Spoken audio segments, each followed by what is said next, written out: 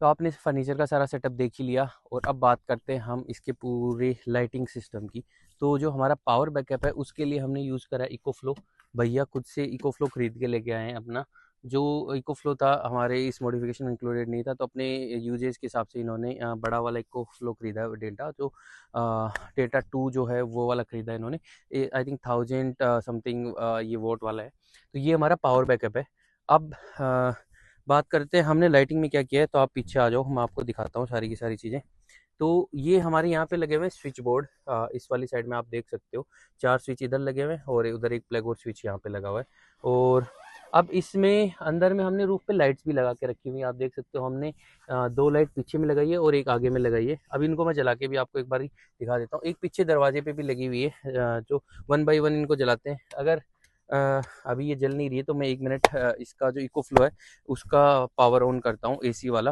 क्योंकि ये जो जितनी भी लाइट लगी हुई है एसी करंट में लगी हुई हैं। तो हमने एसी स्विच ऑन कर दिया है यहाँ से। अब चलते हैं हम 1 बाई 1 यूज़ करते हैं।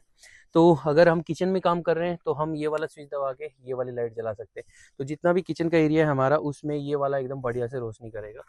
उसके बाद हम अंदर में अगर हमको चाहिए तो हमारे पास अंदर में 3 लाइट्स हैं। तीनों की तीनों बढ़िया मस्त चमक रही हैं। आप देख रहे हो, एक आगे में लगी हुई है, 2 पीछे में लगी हुई। बहुत अच्छी रोशनी होती है। आप नाइट के ये फुटेज हैं ये भी देख सकते हो, क्या प्यारी जो है लाइटें सारी की सारी लग रही हैं। उसके बाद इसके अंदर लाइटिंग में इतना ही कुछ काम हुआ है। बाकी हमारा जो पावर बैकअप इको फ्लो है वो कैसे चार्ज होता है वो भी मैं आपको एक बार दिखा देता हूँ। हमारे जो ऊपर में एक लगेज कैरियर है, इस पे सोलर पैनल लगा हुआ है, जो मैं आपको एकदम अच्छे से लगेज कैरियर के रिव्यू में दिखाऊंगा। तो वो सोलर पैनल से हमारा इको फ्लो दिन भर चार्ज होते रहता है, उसी से चार्ज होता है। हम इसको गाड़ी से भी चार्ज कर सकते हैं, वो भी कोई इशू नहीं है। बट हमारा जो सोलर पैनल लगा उससे ये टाइमली चार्ज होते रहता है। तो ये ओवरऑल सिस्टम था जो हमने किया है। इसमें हमने एक चीज़ और करी है, मैं आपको दिखाता हूँ। हमने इसमें पोर्टेबल फ़ैन भी बनाया है। तो ये वाला है जी हमारा फ़ैन, जो पोर्टेबल है। इसको निकाल के कहीं पे भी यूज़ किया जा सकता है। पोर्टेबल इसलिए बनाया है कि अंदर में चाहिए अंदर में यूज़ कर लो, बाहर बैठे हुए हैं तो बाहर यूज़ कर लो, जहाँ पे भी किचन में काम कर रहे हैं तो किचन की तरफ लगा के यूज़ कर लो, इसलिए हमने इसको पोर्टेबल बनाया है। और ये डीसी फ़ैन है, जिसको हम जो ये सीट है, इस सीट के अंदर यहाँ पे ऐसे अंदर डाल के ऐसे फिट कर लेते हैं और यहाँ पे ये प्रॉपर्ली फिट हो गया। तो जब आप सोओगे तो ये हाइट पे भी रहेगा और यहाँ पे आपको बढ़िया हवा देता रहेगा।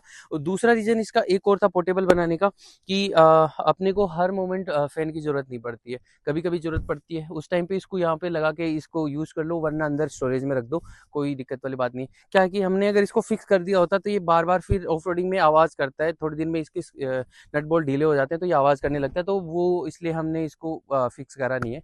तो ये हमारा फ़ैन भी हो गया और ये हमारा इलेक्ट्रिकल जितना भी सिस्टम था ये सारा का सारा हो गया।